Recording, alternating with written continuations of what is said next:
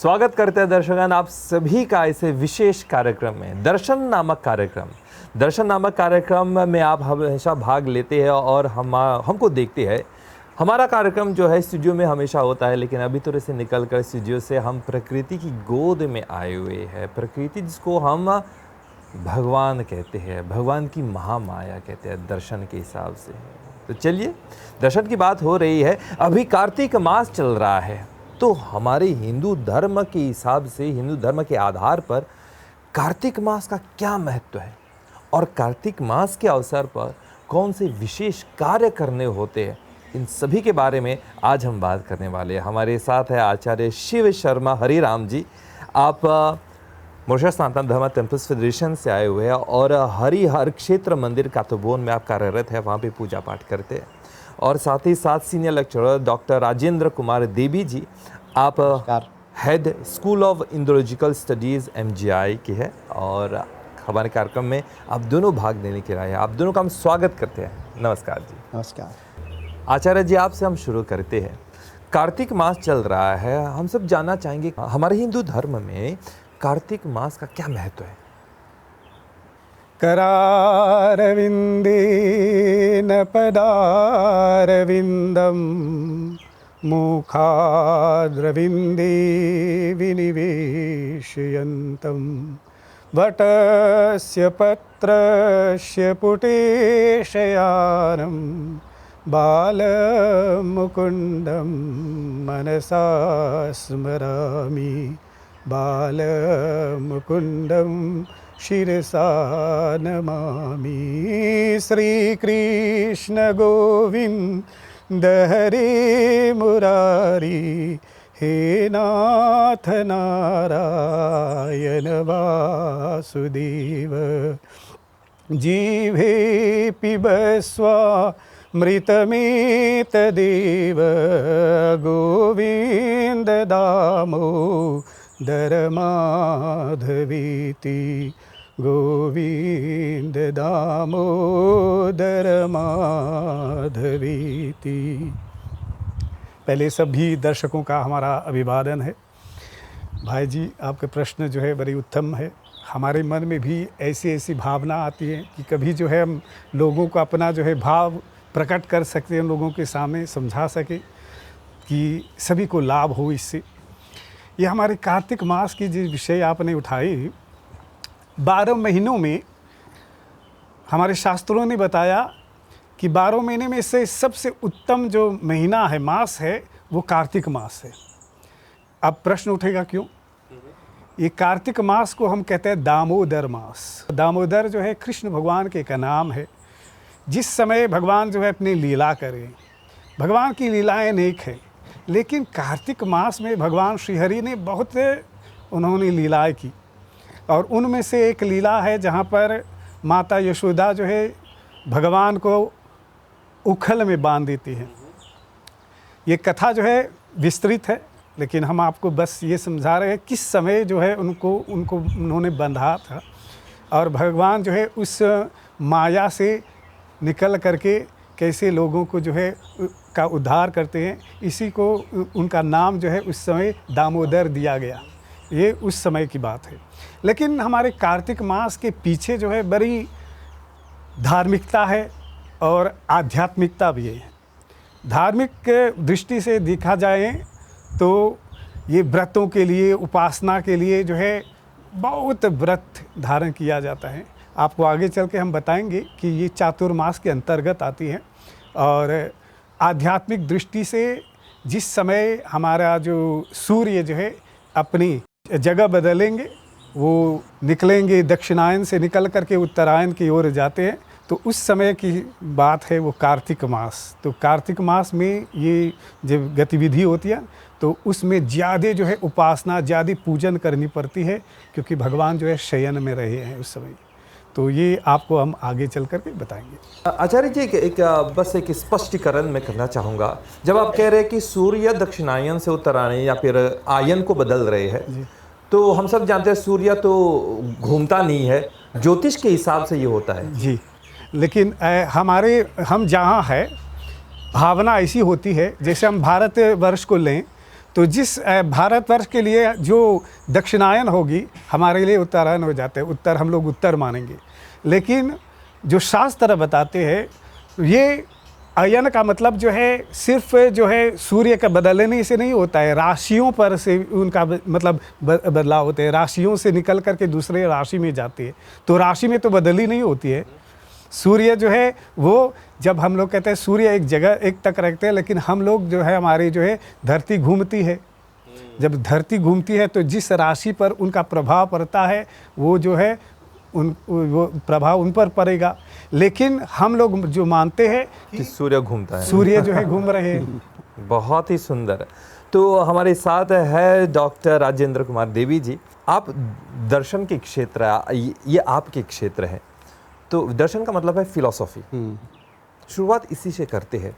Philosophy क्या है, दर्शन क्या है? धन्यवाद रितेश जी। सभी दर्शकों को मेरी ओर से सादर प्रणाम। पंडित जी को हमारे ओर से भी प्रणाम। दर्शन दृश्य धातु से आता है। दृश्य का मतलब है टू सी, विजन। फिलॉसफी अगर आप देखें पूर्व देशों के कल्चर से, तो वहाँ फिलॉसफी में इसका मतलब है लव और विजडम। लेकिन भारतीय दर्शन में फिलॉसफी का मतलब है दर्शन, मतलब देखना, एक विजन। तो जो सत्य है उसको देखने के लिए बहुत अलग अलग दृष्टि है। ऐसे 9 दृष्टि हैं हमारे भारतीय फिलॉसफी में, भारतीय दर्शन में। सांख्य है, योग है, न्याय, वैशेषिक, पूर्व उत्तर मीमांसा और नास्तिक धर्म भी है, जैसे है बौद्ध, जैन और चारवाक। ये सब अलग अलग दृष्टि है। जैसे कि हम 3 लोग बैठे हैं यहाँ, हमारे सामने एक वस्तु है, तो आपका एक दृष्टि है, पंडित जी का एक दृष्टि है और मेरा एक दृष्टि है, लेकिन वस्तु एक ही है। और दरअसल वस्तु यही तत्व है, सत्य है। तो अलग अलग दृष्टि से अगर हम सत्य को देखें तो उसका एक दर्शन होता है। तो वेदांत एक दर्शन है। ऐसे अलग अलग दृष्टियाँ हैं, अलग अलग दर्शन हैं। दर्शन के बारे में बात करें, बहुत ही आम प्रश्न, बहुत ही साधारण प्रश्न। शायद जो हमें देख रहे हैं उनके मन में ये प्रश्न ज़रूर उठ रहा होगा कि हम सब जानते हैं हिंदू धर्म मतलब हम व्रत रखते हैं, पूजा पाठ करते हैं, मंदिर में जाते हैं, भगवान की कथा हम सुनते हैं, लेकिन दर्शन का क्या स्थान है, ये अभी तक समझ में नहीं आ रहा है। दर्शन और धर्म दरअसल एक सिक्के के 2 साइड्स हैं। क्योंकि जो हमारे दार्शनिक हैं वो दर्शन देखते हैं और हमको सिद्धांत प्रदान करते हैं। ये सिद्धांत को जब हम अपने जीवन में उतारते हैं तो ये धर्म का अन्य मूल्य ले लेता है। वैल्यूज़ जैसे कहते हैं, ऐसे हैं 4 पुरुषार्थ हैं, धर्म, अर्थ, काम और मोक्ष। इनमें धर्म पहले आता है, लेकिन परम पुरुषार्थ है मोक्ष। तो मोक्ष कैसे प्राप्त करना चाहिए? मोक्ष का मतलब क्या है? मोक्ष का मतलब है इस संसार से मुक्ति पाना। क्यों संसार से मुक्ति पाना चाहिए हमको? क्योंकि इस संसार में हम दुख में ग्रस्त हैं। संसार का मतलब है दुख। 3 तरह के दुख हैं, आध्यात्मिक, अधिभौतिक, अधिदैविक। सो इन तीनों दुखों को पार करने के लिए हमको मोक्ष प्राप्त करना चाहिए। लेकिन मोक्ष प्राप्त नहीं कर पाएंगे जब तक हम धर्म की पालन नहीं करते हैं। तो हमारे जो दार्शनिक जो ऋषि मुनि हैं, ये हमारे लिए ये रास्ता, मतलब ये पंथ बना चुके हैं कि कैसे हम धर्म को पालन करते हुए मोक्ष को प्राप्त कर सकते हैं।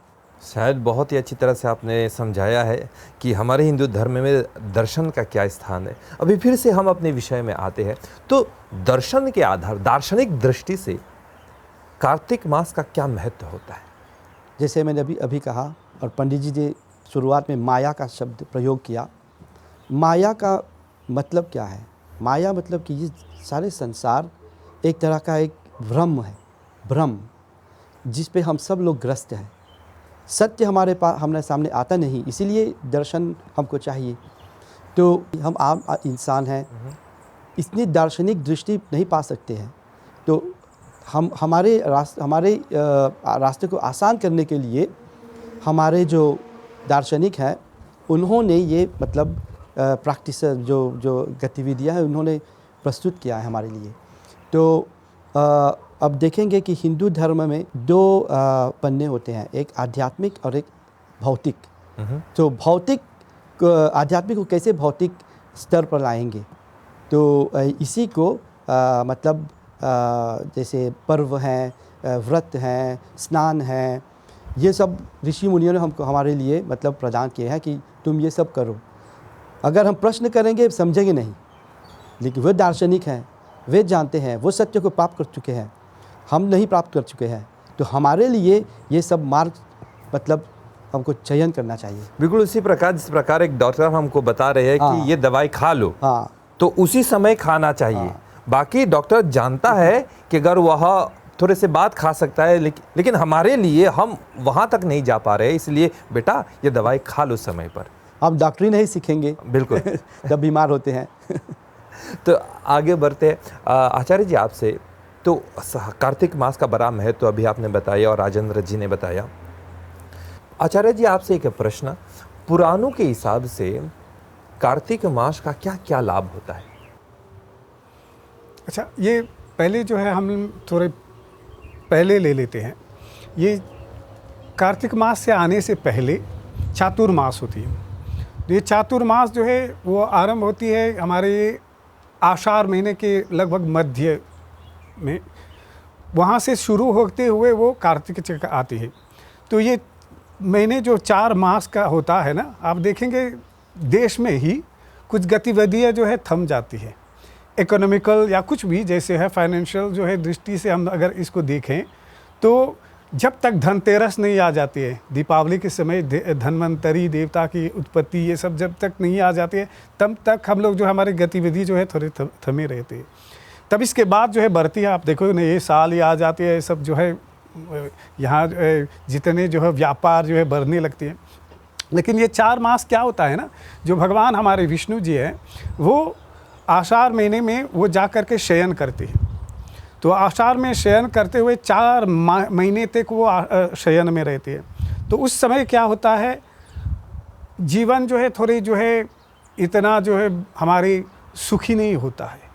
तो हम लोग क्या करते हैं, जितनी पूजा पाठ कर सकते हैं, क्योंकि वो सब जो है उसको कहते हैं आसुरी काल।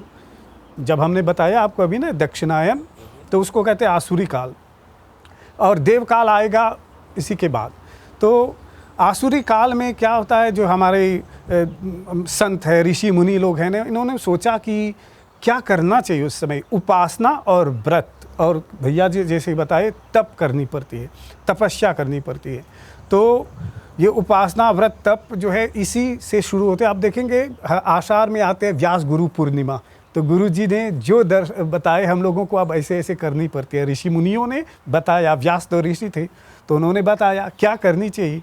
तो इसके बाद जो है व्यास पूर्णिमा, तब आ जाएगा आपके श्रावण महीना। श्रावण महीने में आप जानते हैं नाग पंचमी, ऋषि पंचमी, आपका तुलसी जयंती, रक्षाबंधन, ये सब पूजा करते ही आ रहे हैं हम लोग। तब इसके बाद आते हैं भादो महीना।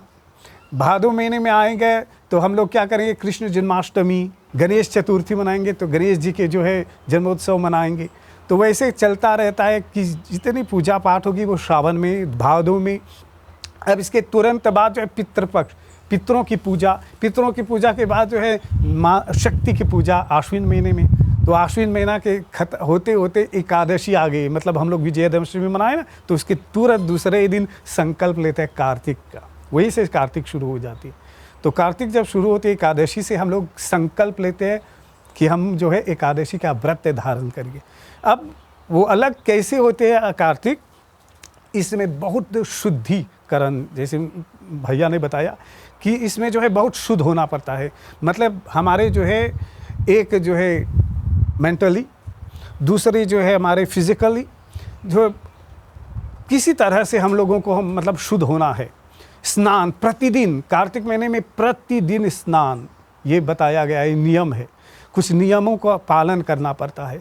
अब जो है हम लोग व्रत धारण करेंगे, स्नान करेंगे रोज। जो है आप देखेंगे क्या होता है कार्तिक महीने के अंतर्गत, तुलसी माता जो शुद्ध करते हैं। अब हम ये लोग पर्यावरण के विषय पर आएंगे, हमारे एनवायरनमेंट की कैसे शुद्ध करें।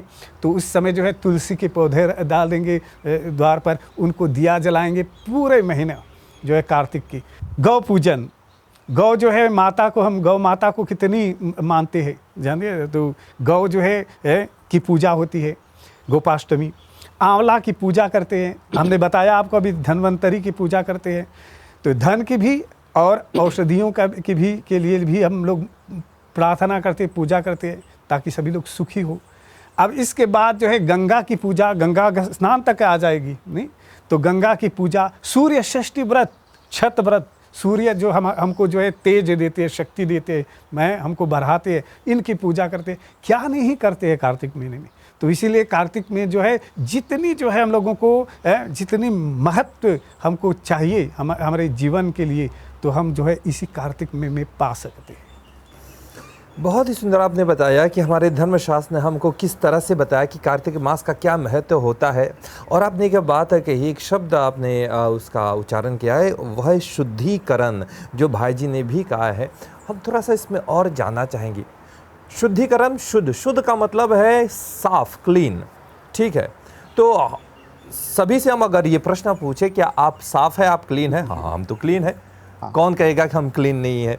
हम तो क्लीन है, नहा धो के आए हैं, विचार भी क्लीन है, सब कुछ है।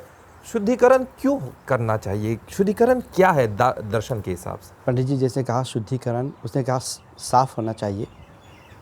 मैं योग शास्त्र पर वहाँ से एक एग्जाम्पल लेता हूँ।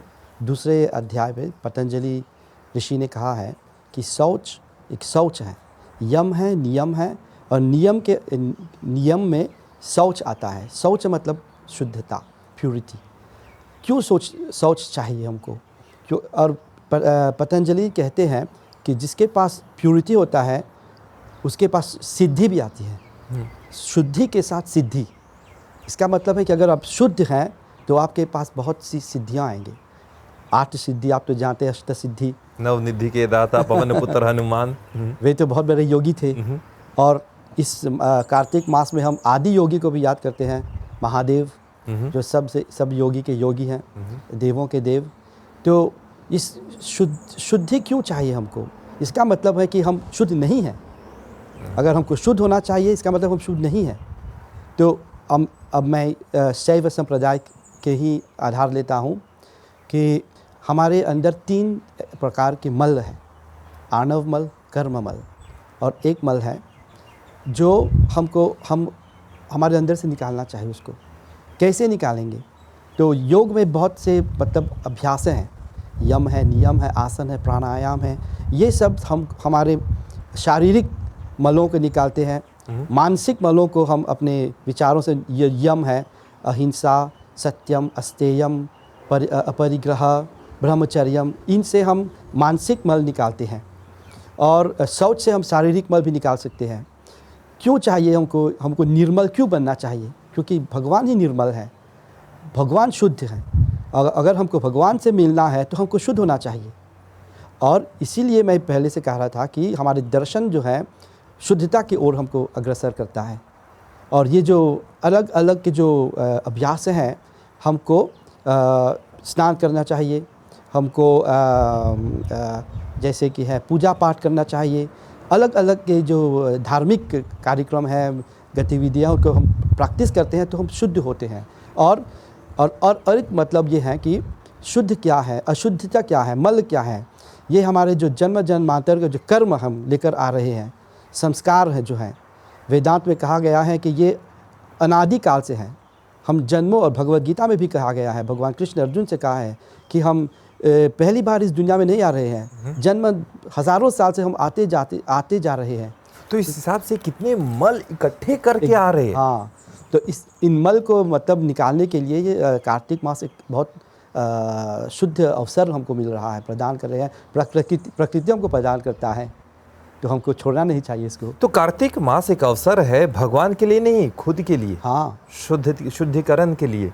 एक बात हम जोड़ देते हैं इसमें, जैसे भैया जी कह रहे हैं कि शुद्धिकरण मतलब सिर्फ शरीर से नहीं होता है, मन से होता है, दिमाग से होती है।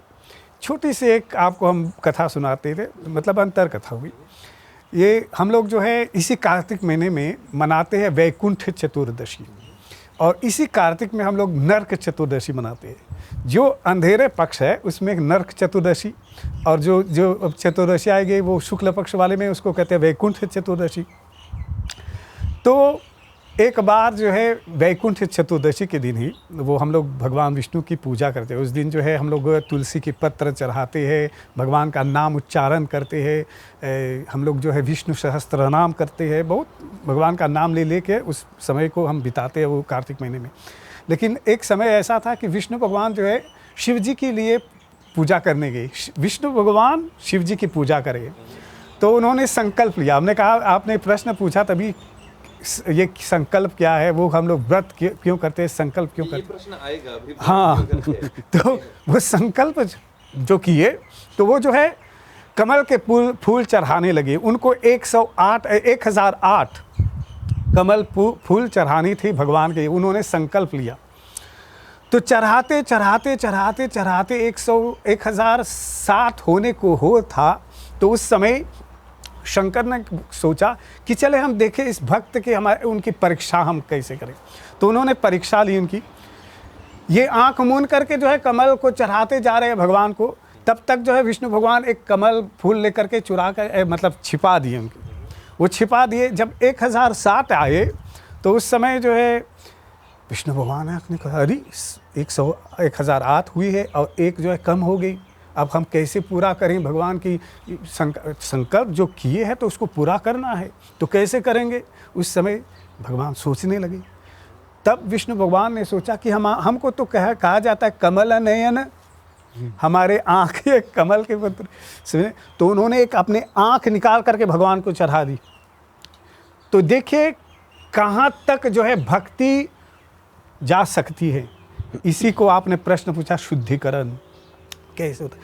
आदमी जो है हो सकता है कि वो जो है, जो आपने कहा सभी लोग साफ सुथरे हैं, सभी लोग कहेंगे हम साफ सुथरा है, लेकिन आप जो है कितने, आपके भाव कितने शुद्ध है, कहाँ तक आप पहुँच सकते हैं अपने भावों के साथ।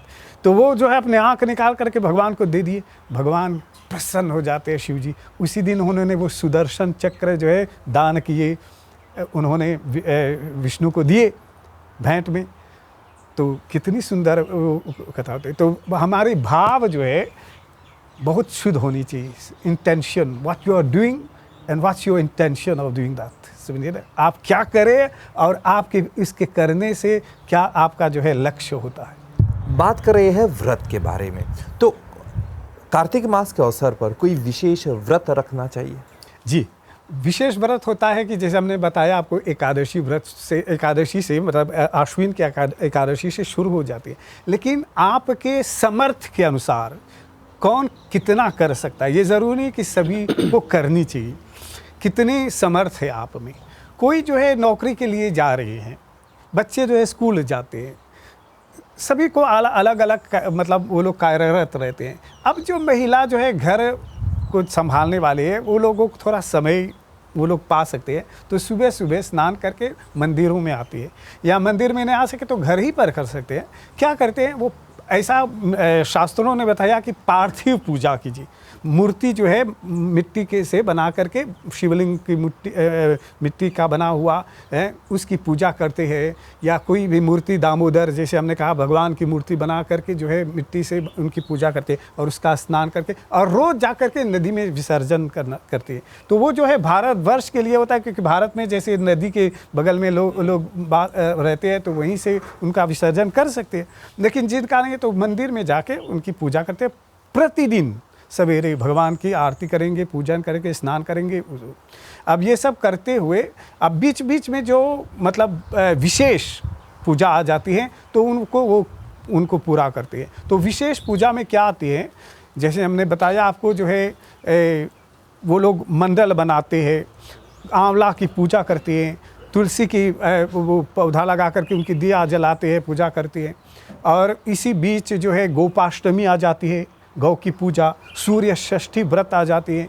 तो ये सब आपने तभी प्रश्न पूछे थे शुरू में कि अगर कोई यहाँ हमारे देश में नहीं रहते, विदेश में रहते हैं, तो विदेश में वहाँ मंदिर नहीं होगी तो कहाँ करेंगे। तो नदी तो होती है सभी जगह, तो नदी के किनारे जाके उनकी उसको संपन्न करते हैं। तो जहाँ जिसकी मतलब समर्थ, वहाँ से वो करेंगे। अब इसके बीच जो है व्रत धारण करेंगे, तो व्रत में भी मतलब जितना आपका समर्थ हो। लेकिन नियम होता है, ऐसे बताया गया है कि कुछ ऐसे वस्तु हैं जिनको हमको त्यागनी पड़ती है वो कार्तिक महीने के अंतर्गत वो क्या होता है, आमिष भोजन। आमिष भोजन हम लोग त्यागते हैं। वो क्या होता है, उसको जैसे हम लोग कहते हैं कि जो खाना खा करके जिससे हमारे जीभ से लार छुएं, जैसे जिस चीज़ से को खा करके, जैसे हम लोग जो है मिर्चा खाएंगे तो जो है नाक से जो है मल निकलने लगते, तो ऐसी ऐसी चीज़ें नहीं करनी चाहिए। सॉफ्ट, वेरी सॉफ्ट और जो है लाइट खाना, तो इसको कहते हैं कार्तिक महीना। तो इसके बाद जो है हम बताएंगे आपको, एकादशी आ जाती है। एकादशी में तो एकदम उस दिन जो है हम लोगों को फलाहारी, अब उस समय तो ना सब्जी ना मतलब भोजन कुछ नहीं होगा, न चावल ना आटा, कुछ नहीं खाएगी। तो उस समय एकादशी को तो बताया ही गए है, वैष्णव लोग करते हैं कि एकादशी को अन्न नहीं खाना है। वो किसी भी एकादशी में अन्न नहीं खाते, तो दाल आ जाते, उसमें चावल आ जाते, तो हाँ उस समय जो है हम लोग ये सब त्यागते हैं। बस रूट्स जैसे हम लोग कहते हैं, जैसे हम लोग मतलब स्वीट पोटैटो, समझ ना, ये सब जो है हम खा सकते हैं उस समय। कंदमूल, कंद और मूल, ये दो हम लोग खा सकते हैं, और जो जड़ से निकलती है तो वो खा सकते हैं। फलाहार, जो भी फल आप खाना चाहो उस आपको खा सकते हैं। तो इससे तो आपके शरीर भी लाइट होंगे। आचार्य जी, आपकी बातों को सुनकर मन में एक विचार आ रहा है। आज की दुनिया में हम डाइट रखते हैं कीटो डाइट, ये डाइट, फलाना डाइट, बस एकादशी का व्रत रख लो, डाइट अपने आप हो जाएगा। वहाँ से तो शुरू हो गई है हमारे जितनी, वो आप मतलब जहाँ से जो पुस्तक में जहाँ से कुछ लिखा है वो सब तो हमारे वेद शास्त्रों से निकला है भी। तो वेद शास्त्र जो जहाँ से उल्लेख हुआ है वहीं से तो सब निकल लिए। तो हम लोग जो है इनको मान करके बस मानना चाहिए। आप मान लिए, हम लोग तो भी ऐसे ही नहीं बोल सकते हैं ना कि भाई ये करो वो करो, ऐसे नहीं। हम लोगों को भी सीखना पड़ता है, हम लोगों को भी खोज करना पड़ता है, कहाँ से हम इसका खोज करें, तब आपको शोध करके लेके आगे आपके सामने। भाई जी, एक और प्रश्न आपसे, अभी आचार्य जी से बात हम कर रहे थे व्रत के बारे में। जब तक व्रत का सही मतलब नहीं जानेंगे ना, तब तक मतलब जहन में नहीं उतरेगा हम किस तरह से व्रत का मतलब क्या है। व्रत मतलब है खाना नहीं, कुछ प्रकार के भोजन त्यागना, और तरह तरह के व्रत होते हैं। लेकिन महाव्रत जो होता है 5 हैं, पंच महाव्रत जो ऋषि पतंजलि ने कहा है, अहिंसा, सत्यम, अस्तेयम, ब्रह्मचर्यम, अपरिग्रह, में दोहरा रहा हूँ, ये महाव्रत हैं। फिर अन्य व्रत हैं, ये जो कार्तिक मास में करते हैं ये व्रत हैं। ऑफ कोर्स ये शुद्धिकरण के लिए हैं, और जैसे पंडित जी ने कहा पहले कि शुद्धि हमारा करना चाहिए। लेकिन एक बात और मैं बोलना चाहूँगा कि ये करते क्यों हैं, भगवान को प्रसन्न करने के लिए। इतनी बहुत सुंदर कथा पंडित जी ने सुनाए, कैसे भगवान शिव प्रसन्न हुए, इसीलिए उनके भोलेनाथ कहते हैं।